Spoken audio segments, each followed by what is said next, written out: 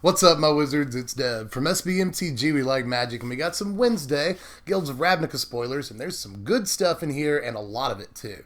You know, they previewed 6 more cards last night after yesterday's spoiler video, and they previewed a bunch of cards this morning. So, in the interest of time, I'm going to cut out like 4 or 5 sort of limited playable, maybe not even limited playable, commons, but don't worry, if you did want to see everything that got spoiled today, I'll leave a link in the description to Mythic Spoiler. So you see there, I'm a nice guy, I consider your feelings, but aside from that, just general reminder to like and share the video, and subscribe if you haven't done that yet, because we're not even halfway through spoiler season, and you don't want to miss anything. But I think with that, we're ready to go ahead and get on with it. Mausoleum Secrets right here, or Secrets of the Mausoleum, we're not quite sure.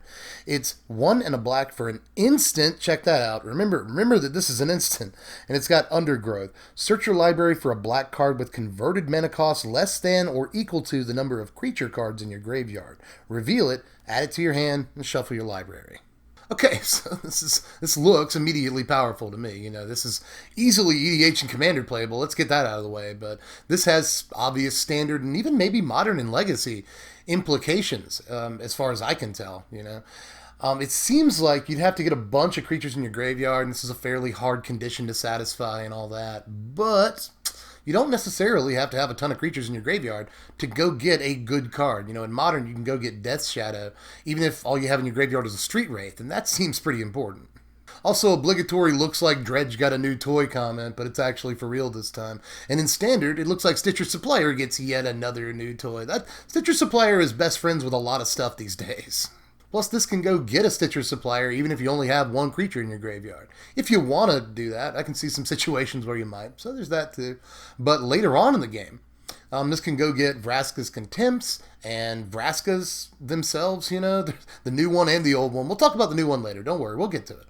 And a whole host of other, you know, good black cards that you might want at any given time. Like, even if you're only playing a one of Muldrotha in your deck, then later on in the game, I'm talking about way late in the game, this can go fetch it up for you. So, I like a lot about this card, obviously. You know, it's going to see a lot of play, I think, in multiple formats. Even if it doesn't end up seeing Modern play, I definitely think this will be a good 1 or 2 of in a lot of Standard decks. A reprint incoming here. This is Disdainful Stroke. It's 1 and a blue for an instant. Counter target spell with converted mana cost 4 or greater. Now, a lot of people are kind of in their feelings about this card because the art looks like it's going to be Remand. And then you look at the translation, it's just Disdainful Stroke. But honestly, I'll take it. I'm excited about it. Disdainful Stroke was a favorite just a couple of years ago back in Cons Block. We really didn't have to wait long for this card to get reprinted, and I'm happy about that too, you know. It turns out that this card saw a lot of play back then in main decks after it initially saw a bunch of sideboard play because people had to eventually just, you know, concede that this was a very good card. It turns out that Standard is a format that revolves a lot around what's going on turn 4 and turn 5. So being able to counter not just creatures, but planeswalkers and other things, artifacts, enchantments, and stuff. That cost 4, 5, or 6 or whatever, is actually a really desirable thing to do in Standard because you're just basically countering a bunch of things that entire decks are built around. You know, Teferi is one very good example, but also Ral is at Viceroy after the rotation. Karn, Rekindling Phoenix is a thing. So there's a lot of cards that this thing answers that, again, decks hinge their whole strategies around. Actually, last thing I'll say about this card before we move on is that everything I've said about it so far may be null and void. You know, Standard may not be a format of 4 and 5 drops, considering we have not only this, but Assassin's Trophy in the same format, which is a little scary to me. I'm not saying that the sky is falling. I'm not crying wolf, but it is a little frightening that both this and Assassin's Trophy are in the same format together, especially given how good the Sultai mana base looks in the upcoming Standard. So again, it's a little frightening that both Ass Stroke are in the same format together, but they really go a long way towards answering cards like, again, Teferi, Nicol Bolas, and a bunch of other very important 4 and 5 mana cards in Standard. But up next, here's Expansion and Explosion. The expansion half is hybrid blue and red mana twice for an instant. Copy target instant or sorcery spell with converted mana cost 4 or less. You may choose new targets for the copy. And Explosion is X, blue, blue, red, red for an instant. Instant speed again, that's really good. Explosion deals X damage to any target. Target player draws X cards. I just think this card is bonkers. You know, like, it kind of reminds me of Invoke the Firemind. And I really liked Invoke the Firemind, but it really didn't see a whole lot of standard play, if I remember correctly. But this card, I think, is just way better than Invoke in a lot of ways. It seems like the second half is another take on Sphinx's Revelation, like an Is It Revelation, because it does a bunch of damage and draws you a bunch of cards. It's basically both parts, both modes on Invoke the Firemind at the same time. Which, again, that seems great for ending games, or just if you have enough mana, blow up that 3 toughness guy, draw 3 cards. That doesn't seem like a bad mode on it either. And I haven't even talked about the first half, which is something you're going to be doing. Whether you're doubling up on your own burn spell, that'll happen some of the time, or you're, doubling up on your opponent's burn spell. Sometimes they play burn and they'll hit you in the face with it. Well, you can just double up that lightning strike and kill their guy. That seems like a good play. You can also... this seems flexible in counter wars. If they counter your counterspell, you can just use this to counter their counterspell, copy a counterspell. So all of that seems pretty sweet. I just think this card's really flexible. Like if they cast the New Glimmer of Genius, I've already talked about this card once in the video. If they cast New Glimmer, you can always, just for 2 mana, copy their Glimmer. And deny them going up on card advantage. That's very important in the control matchup too. Plus, if you wanted to get really cute, it goes with like a flipped Azor's Gateway or a flipped Primal Amulet or whatever. But I more think that this is the kind of card that goes in a control deck that just wants to go really, really long into the game. Now, we got to see an entire cycle for once today. We got to see the lockets in each color. These look limited playable for the most part, but who knows? They might be able to go into certain standard decks. Now, all of these cost 3 mana. They're all artifacts, and they all tap for either mana of their respective guild color. And you can pay 5 hybrid mana of their guild color and sack them to draw 2 cards. I don't think any of these really have standard relevance, but they have a lot of limited relevance, especially at the pre-release. If you're playing sealed and you end up opening a good, let's say you get a good pool of Is It cards, and you get the Is It Locket. I think you definitely play it in that case. If you open up the Locket that is in the color combination you're playing anyway, yeah, definitely play it. I think it's an easy inclusion. This will draw you cards and give you actual card advantage in the late game. That seems really, really good. And in the meantime, it'll ramp you, help fix your mana. This will also, along with the what seems to be the pretty good presence of gates in the limited environment, help you play 3-color decks and maybe even 4-color decks, depending on what you get in the way of these and gates. So I think these are going to be very important at your pre-release. Keep that in mind. But on to better cards. Here's Goblin Banneret right here. It's just 1 red mana for a 1/1 Goblin Soldier with Mentor, and you can pay 1 and a red to have it get +2/+0 until end of turn. Now, the consensus in the community the last few days seems to have been that, they better preview a good card with Mentor in the next couple of days, or we're all just gonna give up on it. But I think this might be the thing that we're supposed to like, and there are some things I like about it. It's a 1-drop with a lot of potential value. 1-drops that do a lot of things are usually desirable cards to play. And I like the sort of chaining effect on this. If you've got a bigger creature than it that also has Mentor, then you can chain the abilities. Like, let's say you have this in a Legion War Boss on the battlefield. This is probably going to be a relatively, a common scenario. Let's say you have this Legion War Boss, nothing else. At the beginning of combat on your turn, you'll make the 1/1 from War Boss, and then you'll swing with everything. Well, War Boss can mentor this guy, and then this guy can mentor the 1/1 token.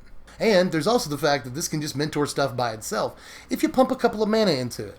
It's a 1-drop that can be up to 3 power and acts as a mana sink, which is always good. You want low-to-the-ground aggro to have some kind of mana sink in case of flood. This is really, really good for that, and it can mentor creatures along the way. So I think this is supposed to be not only the good mentor card, but the good Goblin 1-drop that we were waiting for. And I do think that it's probably a little bit more playable than it looks at first glance. I've seen people crapping on this card. And again, I think it's probably better than it looks at first glance, but I still don't think it's quite the mentor piece we were all waiting on. Now let's check out Guildmage's Forum right here. This is just a land. It taps for a colorless, or you can pay 1 and tap it to add a mana of any color. If that mana is spent on a multicolored creature spell, that creature enters the battlefield with an additional +1/+1 counter on it. Yet another card that's probably going to get a little bit better after we see the rest of the guilds, and we have more multicolored creatures for this to work off of. But this is still fine. This is a mana fixer, so at least there's that. If you're really hard up on mana fixing in standard, this will do it for you, even if you're not casting a creature. But at the very least, if you're playing multicolored creatures anyway, then I could understand wanting to, or being okay with paying 1 extra mana to put a +1/+1 counter on him. That seems alright. Up next is Molder Hulk right here. It's 9 mana, 7, a black and a green for a 6/6 fungus zombie, sweet creature type. And you can reduce the cost, so I shouldn't freak out too much at 9 mana. It's got Undergrowth. This spell costs 1 less to cast for each creature card in your graveyard. And when it enters the battlefield, you return target land card from your graveyard to the battlefield. I feel like this is difficult to evaluate. I want to not like this card, because starting off at a 9 mana rate is a bit much. Even if you have 3 or 4 creatures in your graveyard, you're just getting this down to 5 or 6, which is not good. That's still not the best rate ever. But on the flip side, this wants to go into a deck that just puts most of its library into its graveyard. It wants 2 different kinds of permanent types in the graveyard. It wants not only creatures but lands in the graveyard in order to really make this card, full value. Let's put it that way. So you really have to be doing a lot of graveyard manipulation or self-milling to really make this work. But if you are, and you can actually cast this for 2 mana, it's a very, very good card, obviously. Especially if you can get the land off of it, too.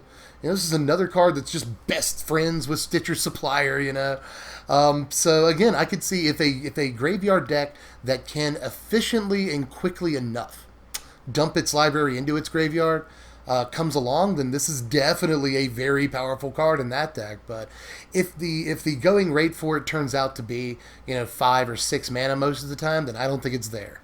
But up next, let's look at Arclight Phoenix. This is 4 mana, 3 and a red for a 3/2 Phoenix with flying and haste. And at the beginning of combat on your turn, if you cast 3 or more instants or sorceries this turn, you may return Arclight Phoenix to the battlefield. Now, this card, for me at least, continues a trend today of, cards that I think are good, people are undervaluing, and cards that I think aren't very good, people are overvaluing. We'll talk about that more as the day goes on. There's already been a couple of cards like that today. But this card, I feel like people are undervaluing vastly. I don't think that it's amazing or anything, but I do think this could be pretty decent in Flame of Keld decks, especially. You don't have to worry if this is in your hand when you play Flame of Keld and you have to discard your hand, because you'll draw more off of Flame of Keld. You want to cast a bunch of spells in one turn anyway with Flame of Keld. So on the turn where Flame of Keld goes off, this seems like it could come in and swing for 6 damage, which seems really good and not really hard to pull off either. It also seems at least decent in spell decks in Standard that have Tormenting Voice, or really any deck that has anything, regardless of format, that has cards like Faithless Looting and stuff like that. This could go really, really well with that, so I wouldn't count this card out immediately, especially considering we're trying to brew up, a good replacement for mono red aggro in Standard. Flame of Keld is probably at the top of the list for good cards for that deck, and this card goes so well with Flame of Keld, at least in my mind, that I think it's definitely worthy of considering. Don't say this card's bad. I really don't think it is. But up next is Midnight Reaper, another card in this trend that I think people are undervaluing. This is 3 mana, 2 and a black for a 3/2 zombie knight, and whenever a non-token creature you control dies, Midnight Reaper deals 1 damage to you, and you draw a card. I kind of like a lot about this card, just sort of from a flavor aspect. I love that it's a Reaper riding a horse, and he's got the scythe and everything. The card is just awesome. But it's also got 2 very relevant and cool creature types. It's a zombie knight. How awesome is that? But that goes in, obviously, multiple tribal decks in this format. And it's basically just like a Grim Haruspex, and I really liked Grim Haruspex. We're seeing a lot of redos from Con Standard today, but I really like Grim Haruspex, and that had a place in certain aristocrats types decks, and this could definitely have a place in those decks too. Now, one difference between this and Haruspex though is that this draws a card off of itself, so it will always replace itself when it dies, and that is probably good enough. We just saw a 3 mana 3/2 that replaces itself get banned in Standard, Rogue Refiner. Although Rogue Refiner did way more than this. It also gave you energy. It gave you the card when it entered the battlefield. That's a way better card. Way better card. But this is easier to cast. It still replaces itself. Decent stats for the mana cost. I mean, this is probably a sleeper hit that I think people are mostly yawning at from what I've seen so far at time of recording. But this doesn't look bad at all to me. This could just go in a pure aggro deck and not really wreck things too much. Again, the stats are decent for the mana cost. There's not too much of an opportunity cost to deck building to play this card, especially in the right tribal deck. And if you get Raft, You draw a bunch of cards, so it's wrath protection in that way too, from cleansing Nova or whatever. So it's just, yeah, what is wrong with this card? I don't think there's too much wrong with this card at all. The card looks really, really good. Also works somewhat well with the new Vraska, but we'll talk about that later. Anyway, we also saw Guildmage's return, and I love Guildmages. These are among some of my favorite, limited playable cycles in all of Magic history. But we'll look at Swarm Guildmage first. This is a black and a green for a 2/2 Elf Shaman, and its first ability is 4 a black tap. Creatures you control get +1/+0 and gain menace until end of turn. And its second ability is 1 a green tap, you gain 2 life. Now, I like this a good bit, like I like Guildmages in Limited, if you're behind, it helps you catch back up by gaining your life. And if you're ahead, you can pump a bunch of mana into it and just, lethal them in combat by making your creatures really tough to block and giving them a bonus. So this is good at multiple points in the game and at different board situations, and I like that about it. But there's also House Guildmage. This is Dimir colors for a 2/2 human wizard, and it's got 1 and a blue tap. Target creature doesn't untap during its controller's next untap step, and it's got 2 and a black tap, Surveil 2. Now, I don't think I like this one quite as much as I like the Golgari one, but I still like it, It's a bear. It's just fine and limited. It's versatile. It's got mana sinks on it. You'll play it regardless. But in terms of the activated abilities on it, I don't like it quite as much. Surveil 2 looks at least okay. This will really help you fix your draws, help you find the piece that you're trying to find. I like it because a lot of sealed games, especially at your pre-release, are going to revolve around you drawing that 1 or 2, giant bombs that you got in the rare or mythic slot in your packs. So this will help you get to the 1 or 2 cards that you really want to draw to close the game out, and I like that about it. But this will also shut down a creature, as a safety valve to kind of help you keep from dying. If something attacks you, it won't be able to attack you the next turn. And I kind of like that about it too. You can also, by the way, wait till they attack and then block with your House Guildmage and go ahead and, after it makes blocks, use its first ability. Even if it's going to die, it'll still be able to block something and, keep something tapped down for another turn. So I like a lot about both the abilities on this card, but again, I don't quite like it as much as the other Guildmages that we've seen so far. But up next, here's Golgari Finebroker right here. It's 4 mana, 2 black, and 2 green for a 3/4 Elf Shaman. And when it enters the battlefield, return target permanent card from your graveyard to your hand. For some reason, I've seen people upset that this isn't Eternal Witness. I don't understand. Eternal Witness is gross. I don't think we want E-Witness back, but in terms of fixing Eternal Witness, or maybe just making a better Gravedigger, this looks like a pretty good card to me that, again, I feel like people are undervaluing to some extent. It does cost 4 mana, which is a lot, especially in Standard, where we have plays like Vraska's Contempt and Rekindling Phoenix at 4 mana. There are just much better plays at 4 than this. But I will say that this has pretty decent stats. I mean, 4 mana for a 3/4 isn't the best thing in the world, but at least 4 toughness is good. This will block and kill a Chain Whirler. There are a lot of good things about having 4 toughness in Standard right now, especially with cards like Chandra and Glorybringer rotating out that are really good against 4 toughness creatures. There's never been a better time to be 4 toughness in Standard. So I like that, decent stats for the mana cost. And it's card advantage. It's pure card advantage that can bring back not only creatures, but also planeswalkers. That's kind of important.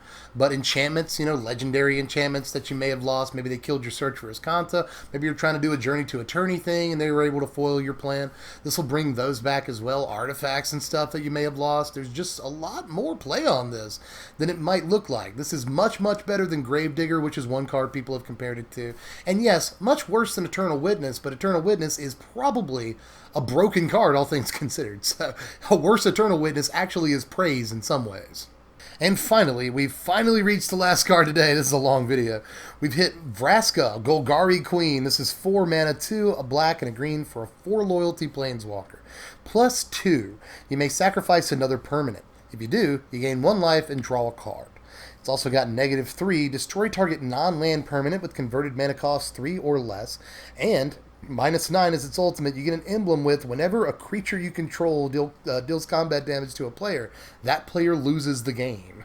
Alright, now this is a card I think people are overvaluing, but don't dislike the video too much because I still think this is a very good planeswalker.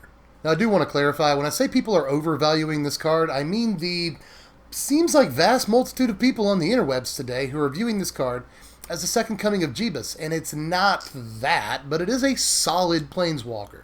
For one, a lot of people really like this +2. I like the fact that it's a +2, I'll give you that much, but, it doesn't actually give you any card advantage, and you're going down on board presence in order to use it in the first place. So, I'm not sure how much I actually like that first ability, although it does work with the Reaper. I pointed that out earlier, that's a thing. But that said, there are going to be plenty of decks that want to put cards into the graveyard. Whether they're doing graveyard shenanigans, they're playing Muldrotha, and they can just play that card right back again after they sacrifice it.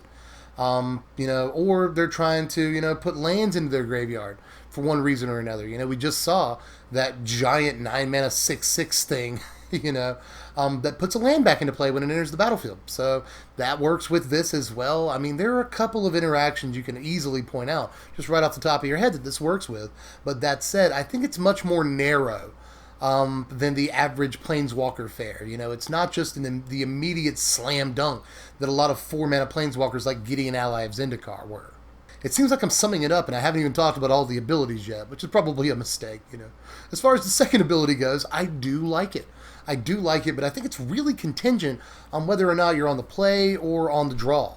On the play, this seems decent, but on the draw, you play this after they play their Rekindling Phoenix or their Vine Mare or whatever, and this just does not seem very impressive in that situation. And yeah, the ultimate is great. And it only takes a couple of turns to get to it, and it sticks around after its ultimate, which is worth pointing out too. So I do like the ultimate, but you're not supposed to judge a planeswalker by its ultimate. I will say the ultimate's good, but it's really about the first two abilities. And in terms of how you normally judge a planeswalker, this draws its cards, this removes creatures.